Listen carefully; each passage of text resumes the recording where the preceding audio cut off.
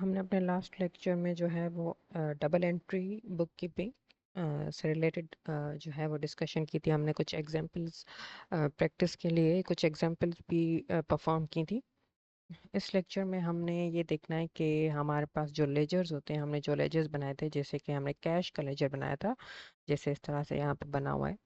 तो हमने ये देखना होगा कि इस कैश के लेजर में या कैश के अकाउंट के लिए, लेजर के लिए, ये तो उसमें कितना बैलेंस है। हमने जो है वो देखना होगा कि जो है हमने जितने भी लेजर्स बनाए थे, जितने भी अकाउंट्स बनाए थे, रिसीवेबल्स हो गए, कैश हो गया, हमारे पास फर्नीचर हो गया, और पे बिल्स हो गया, हमारे पास कैपिटल हो गया, जितने भी अकाउंट्स हैं, जितने भी हमने अकाउंट्स बनाए थे, तो उनका अगर हमने बैलेंस देखना हो कि फॉर एग्जांपल हमने ये देखना हो कि हमारे पास कैश कितना है, तो हम क्या करेंगे, उस जो कैश का लेजर है उसका बैलेंस निकालेंगे। उसको हम बोलते हैं कैरिंग डाउन बैलेंस। ठीक है।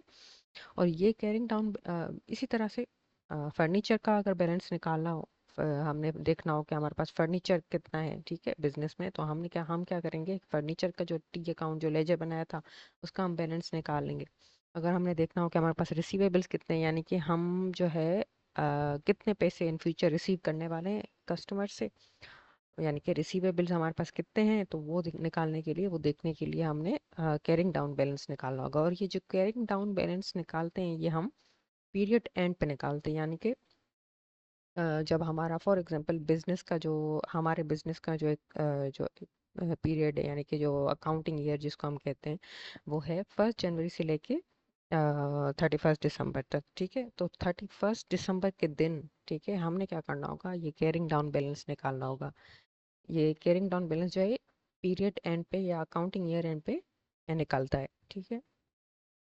और इसको निकालने का मकसद क्या है, इसको निकालने का मकसद एक तो ये है कि हमने जो है वो जो लेजर में जो बैलेंस है वो देखना होता है कि बैलेंस कितना है। और उसके अलावा एक और मकसद ये होता है कि इस बैलेंस को हमने अगले साल लेके जाना होता है। फॉर एग्जांपल अभी 31 दिसंबर 2025 है, ठीक है, मैंने कैरिंग डाउन बैलेंस निकाला, और यही बैलेंस जो है नेक्स्ट हमारा जो अकाउंटिंग पीरियड होगा उसमें जाएगा, क्योंकि जाहिर सी बात है जो बैलेंस होगा वो हम अगले साल लेके जाएंगे। ठीक है। तो अगला साल जो होगा हमारा 1 जनवरी 2026 से लेकर स्टार्ट होगा। तो उसमें हमने अभी का जो बैलेंस है वो लेकर जाना है। ठीक है। कैरिंग डाउन बैलेंस निकालने का मकसद यही होता है कि हमने इसको अगले साल एक तो लेके जाना है, तो हमें देखना होगा कि बैलेंस कितना है भाई हमारे पास। ठीक है, ये साल ख़त्म हो गया अकाउंटिंग ईयर, यानी कि हमारा जो एक साल था पूरा 1 जनवरी से लेके 31 दिसंबर तक, वो तो ख़त्म हो गया। लेकिन जब साल ख़त्म हुआ उस वक्त हमारे पास कुछ बैलेंसेस तो थे, हमारे पास कैश था, हमारे पास रिसीवेबल्स थे। हमने देखना होगा ना कि वो कितने बैलेंसेस हैं, यानी कि वो कितना हमारे पास रिसीवेबल्स है, कितना कैश है हमारे पास, कितना लोन है हम पे, तो पे बिल्स कितने हैं, हमने बैंक से कितना लोन लिया हुआ है, यानी कि उसका बैलेंस कितना है। वही चीज़ें हमें अगले साल लेके जानी होती है। तो वो देखने के लिए हम कैरिंग डाउन बैलेंस निकालते हैं। ठीक है। अब हमने निकालना किस तरह से, हमें जो है उसका एक मेथड है। ठीक है। Taking the example of cash account from previous lecture. ठीक है। हमने प्रीवियस लेक्चर में जब हम डबल एंट्री बुक कीपिंग को पढ़ रहे थे, उस वक्त हमने कैश का लेजर अकाउंट बनाया था। तो हमने उसी कैश के लेजर अकाउंट को एज एन एग्जांपल लेना है ताकि आप लोगों को आसानी से समझ में आ जाए। तो मैंने यहाँ पे कैश का जो अकाउंट था उसको एग्जाम्पल लिया है, और इसी तरह से हम समझेंगे कि कैरिंग डाउन बैलेंस होता क्या है। After recording all the cash transactions we need to find the balance on the cash account. ठीक है। हमने काफ़ी सारी ट्रांजेक्शन्स रिकॉर्ड की थी कैश के अकाउंट में, जैसे कि हमने फर्स्ट ट्रांजेक्शन ये रिकॉर्ड की थी कि जो कैपिटल है वो इंट्रोड्यूस किया था ओनर ने। ठीक है। तो कैश आ गया था बिजनेस के पास, तो कैश डेबिट हो गया था। कैश एसेट है, और एसेट इंक्रीज होने पे डेबिट हो जाता है, तो कैश जो है वो डेबिट हो गया था। कैपिटल जो है यहाँ पे आके कैश जो कैपिटल जो इंट्रोड्यूस किया था ओनर ने, वो कैश जो है यहाँ पे डेबिट हो गया। फिर उसके बाद हमने ये ट्रांजैक्शन की थी जिसमें हमने रिसीवेबल्स जो है वो हमारे पास इंक्रीज हुए थे। ठीक है। हमने सेल की थी कस्टमर को क्रेडिट पे, जिसकी वजह से उसने क्रेडिट पे सेल जब भी होती है तो कस्टमर जो है उसी वक्त हमें पेमेंट नहीं करता, तो जिसकी वजह से हमें रिसीवेबल्स रिकॉर्ड करना पड़ता है। रिसीवेबल हमारा एसेट था, एसेट इंक्रीज हुआ था, डेबिट हुआ था, तो हमने एसेट भी रिकॉर्ड किया था। उसके बाद क्या हुआ था कि हमने फर्नीचर परचेज किया था, ठीक है। जब हमने फर्नीचर परचेज किया था तो हमने कैश की पेमेंट की थी, जिसकी वजह से कैश क्रेडिट हो गया था, यानी कि कैश माइनस हो गया था बिजनेस से। अब ये वाली जो लास्ट एग्जांपल है 1200 रेंट, ठीक है, ये मैंने अपनी तरफ से लिखा हुआ, ये हमने लास्ट लेक्चर में जो है कवर नहीं किया था। अब इसने बिजनेस ने क्या किया है कि रेंट पे किया है, ठीक है। रेंट पे किया तो कैश जो है वो माइनस हो गया, बिजनेस से कैश चला गया तो माइनस हो गया, तो क्रेडिट कर दिया हमने कैश को, ठीक है। अब हम सपोज करते हैं कि अभी जो है हम 31 दिसंबर 2025 में खड़े हुए हैं, ठीक है। हमने निकालना है बैलेंस, ठीक है, कैरिंग डाउन बैलेंस बोल सकते हैं उसको, ठीक है। हमने निकालना है बैलेंस। हमने क्या करना है, सबसे पहले यहाँ पे लिखा हुआ है कैलकुलेट, स्टेप फर्स्ट क्या होगा, calculate the total balance of both the sides, both the credit and debit side, ठीक है। अब हमने क्या करना है, बैलेंस टोटल निकालना है। ये जो यहाँ पे टोटल बैलेंस मैंने लिखे हुए हैं, ठीक है, ये निकालने हैं। अभी ये जो हाईलाइट किया हुआ है मैंने येलो में, इसको आपने इग्नोर करना है। फिलहाल हमने सिर्फ और सिर्फ ये जो टोटल मैंने लिखे हुए हैं डेबिट और क्रेडिट, हमने इस पे फोकस करना है, ठीक है। हमने क्या किया, हमने डेबिट साइड को टोटल किया पहले, 25,000 कैपिटल था, 4,500 का रिसीवेबल्स था, टोटल किया हमने तो 24,500 आ गया हमारे पास, ठीक है। इसी तरह से हमने क्रेडिट साइड को भी टोटल किया, ठीक है। 35,000 का था हमारे पास, सॉरी ये 35,000 नहीं है, 3,500 है। 3,500 का हमारे पास फर्नीचर था और 1,200 का हमारे पास रेंट था, तो ये हो गया 4,700, ठीक है। ये दोनों हमने टोटल निकाल लिए। फर्स्ट स्टेप ये होता है कि हमने लेजर अकाउंट का टोटल निकालना है, डेबिट साइड का भी टोटल निकालना है और क्रेडिट साइड का भी टोटल निकालना है। फर्स्ट स्टेप हो गया हमारे पास, हमने टोटल बैलेंसेस निकाल लिए। सेकंड स्टेप क्या है, फाइंड द बैलेंस, यानी कि find out which side is higher, ठीक है। अब बैलेंस कैसे निकालते हैं, फाइंड द बैलेंस जो लिखा हुआ है, किस तरह से बैलेंस निकलेगा, हमने हमने क्या करना है, हमने टोटल डेबिट को टोटल क्रेडिट से माइनस करना है, ठीक है। हमने देखना है कि कितना आंसर आ रहा है हमारे पास, यानी कि जो है अगर हम यहाँ पे देखें 24,500 जो है वो हायर वैल्यू है, ठीक है, और 4,700 जो है वो लोअर वैल्यू है, ठीक है। तो हमने क्या करना है, 24,500 में से, जिस इसमें लिखा हुआ है 24,500 में से 4,700 माइनस करने। जब हमने 24,500 में से 4,700 माइनस किए तो हमारे पास 19,800 का बैलेंस आ गया, इसको हम बैलेंस कहते हैं, इसी को हम कैरिंग डाउन बैलेंस कहते हैं, ठीक है।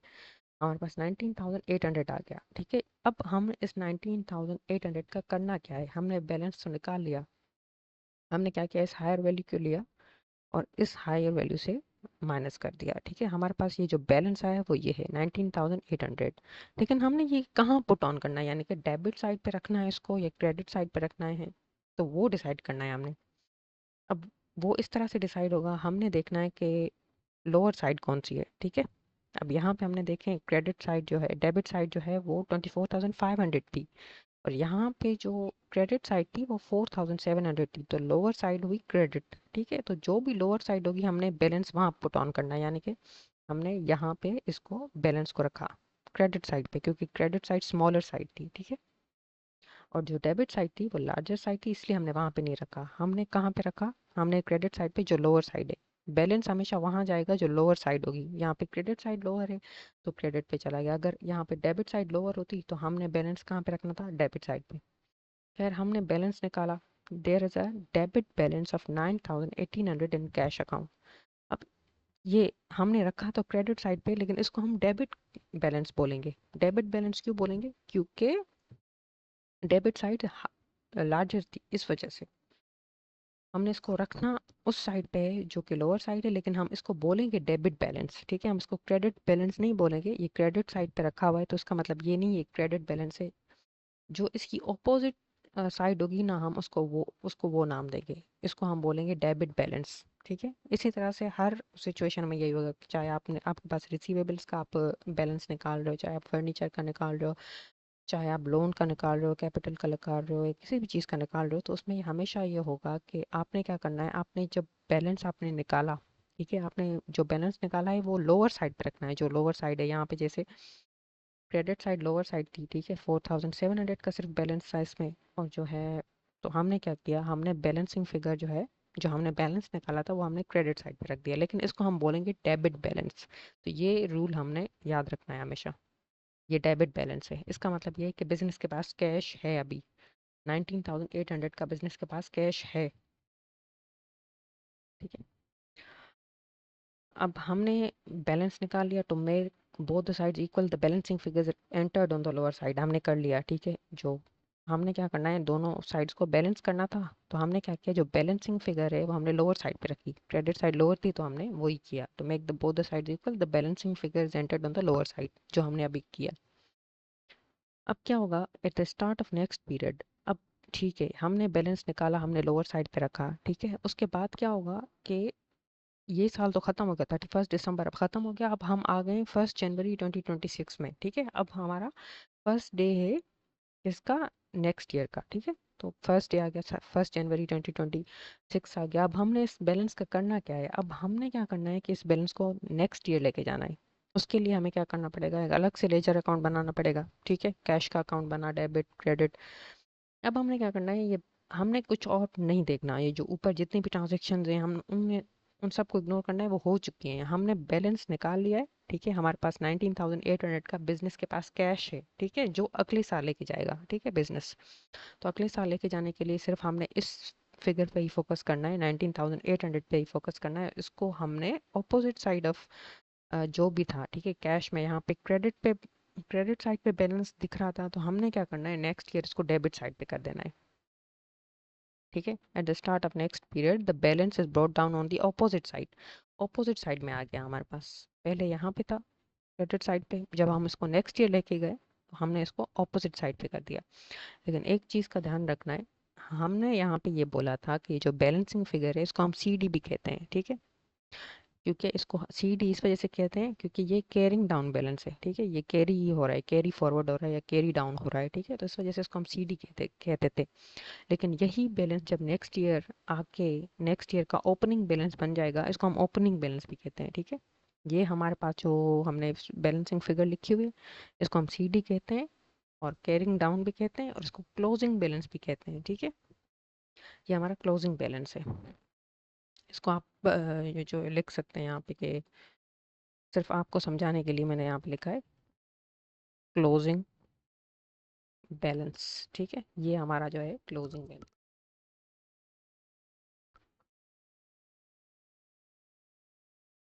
इसको हम क्लोजिंग बैलेंस भी कहते हैं, और इसके अलावा इसको हम जो है वो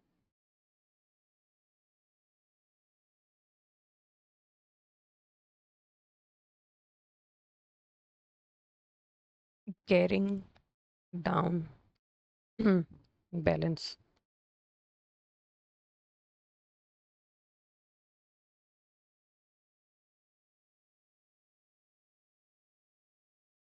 इसको हम क्लोजिंग बैलेंस भी को कह सकते हैं, कैरिंग डाउन बैलेंस भी कह सकते हैं, या बैलेंसिंग फिगर भी कह सकते हैं। इसका शॉर्ट फॉर्म है सी डी। ठीक है, ये सब इसके ही जो है नाम है। ठीक है, लेकिन जब यही बैलेंस नेक्स्ट ईयर जब आएगा और जब ये ऑपोजिट साइड पे आ जाएगा, इसको हम ओपनिंग बैलेंस कहेंगे। ठीक है, ये अब क्लोजिंग नहीं है, ये ओपनिंग है, क्योंकि ये क्लोजिंग था हमारे लास्ट ईयर का, हमारे 30 जो हमारा 2025 का ईयर चल रहा था, अकाउंटिंग ईयर चल रहा था, उसका क्लोजिंग था।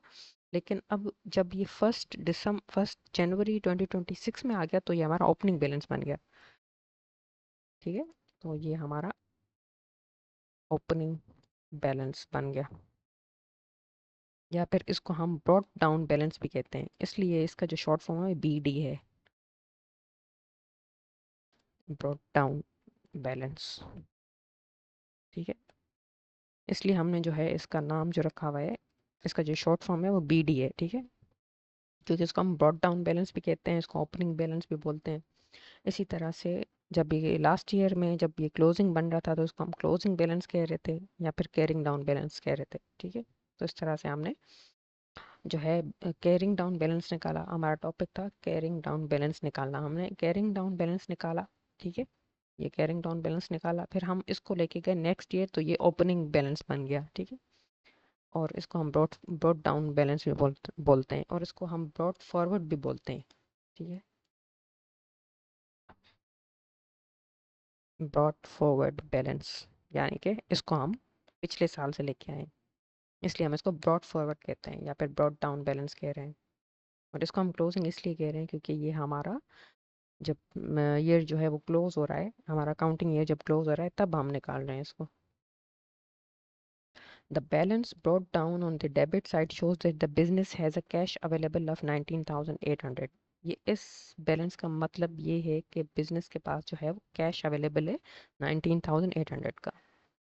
Since cash is an asset, it normally has a debit balance, क्योंकि कैश जो है वो एसेट है तो उसका जो बैलेंस होता है वो डेबिट बैलेंस होता है। ठीक है, ये मैंने कुछ की पॉइंट्स लिखे हुए हैं। ठीक है, money received is recorded on the debit side of the cash account. जब भी हमें पैसे रिसीव होते हैं तो हम उसको debit side of cash account पे रिकॉर्ड करते हैं, क्योंकि कैश जो है एसेट है। एसेट जब भी इंक्रीज होता है डेबिट होता है, ये आपको पता है। Money paid out is recorded on the credit side, यानी कि हम कभी भी किसी चीज़ की पेमेंट करेंगे, हमने परचेजेस की उसकी पेमेंट की, हमने रेंट पे किया, हमने जो है कुछ फर्नीचर परचेज किया उसकी पेमेंट की, जिस चीज़ की भी पेमेंट करेंगे हमारे पास कैश जो है बिजनेस से बाहर जाएगा, यानी कि कैश जो है हमारा डिक्रीज होगा, कम होगा। कैश जब भी कम होगा तो कैश जो है एसेट है, एसेट कम होता है तो क्रेडिट हो जाता है। ठीक है, money paid out is recorded on the credit side of the cash account. The balance CD is used to make both the sides equal. अब ये बात कर रहा है बैलेंस सीडी इसकी। ठीक है, ये जो हमने ये बैलेंस निकाला था ऊपर, क्लोजिंग बैलेंस जो था हमारा, सीडी जो था, केयरिंग डाउन बैलेंस जो था, वो क्या कह रहा है कि ये दोनों साइड्स को इक्वल करने के लिए हम निकालते हैं। तो हमने इसी वजह से निकाला था। हमने पहले इसका इसका टोटल किया था डेबिट साइड का, हमने क्रेडिट साइड का टोटल किया था। हमने देखा था कि डेबिट साइड पे 24,500 थे और क्रेडिट साइड पे 4,700 थे। तो इन दोनों को बैलेंस करने के लिए हमने क्या किया था, इन दोनों का पहले तो डिफरेंस निकाला था कि कितना डिफरेंस आ रहा है, और वो जो डिफरेंस आ रहा है वो हमने शॉर्टर साइड पे रखा था, यानी कि क्रेडिट साइड शॉर्टर साइड थी, लोअर साइड थी, तो हमने वहाँ पे इसको रखा था ताकि दोनों बैलेंस हो जाए। ठीक है, बैलेंस किस तरह होंगे, अगर आपको देखना है कि दोनों साइड्स इक्वल हो गई हैं, यानी कि क्रेडिट और डेबिट इक्वल हो गई हैं। ठीक है, वो किस तरह से, यहाँ पे 4,700 का बैलेंस है क्रेडिट साइड पे, और आपने इसमें प्लस कर देना है 19,800 का बैलेंस, तो ये हो जाएगा इक्वल टू 24,500 का बैलेंस। तो ये इक्वल करने के लिए या बैलेंस करने के लिए इसको हम बैलेंसिंग फिगर इस वजह से कह रहे हैं, क्योंकि ये डेबिट और क्रेडिट दोनों साइड्स को बैलेंस कर रहा है। ठीक है, तो वही यहाँ पे लिखा हुआ है कि जो the balance CD is used to make both the sides equal. The balance BD becomes the opening balance for the next accounting period। ठीक है, तो यहाँ पे यही हो रहा है, यहाँ पे जो है वो ओपनिंग बैलेंस बन गया नेक्स्ट ईयर का। जो BD है यानी कि ओपनिंग बैलेंस हो गया, यही बैलेंस जो है नेक्स्ट ईयर का ओपनिंग, ये जो क्लोजिंग बैलेंस था ये नेक्स्ट ईयर का ओपनिंग बैलेंस बन गया। The balance BD becomes the opening balance for the next accounting period. A debit balance in cash account represents cash owned by the business। ये तो simple सी बात है कि अगर कैश के अकाउंट में डेबिट बैलेंस आ रहा है जिस तरह से यहाँ पे आ रहा था, इसका मतलब है बिजनेस के पास जो है वो कैश अवेलेबल है 19,800 का।